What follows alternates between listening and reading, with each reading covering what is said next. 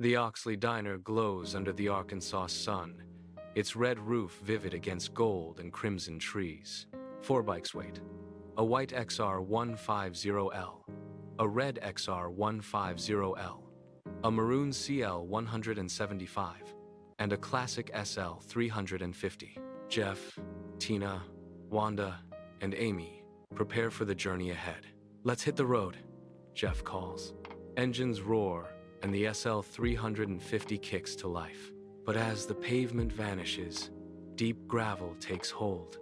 Bikes, slide, and fishtail. Amy warns over the radio. "It's really squirrely here." Wanda fights for balance. They push onto a rugged dirt path, navigating deep ruts and massive boulders. Suddenly, the horizon opens to breathtaking misty vistas. Then, the ultimate test, the Little Red River. Jeff leads them into the deep. Water splashes, engines strain against the current.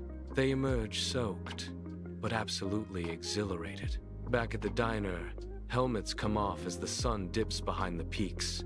"Same time next Saturday?" Jeff asks. They agree, already dreaming of the next trail.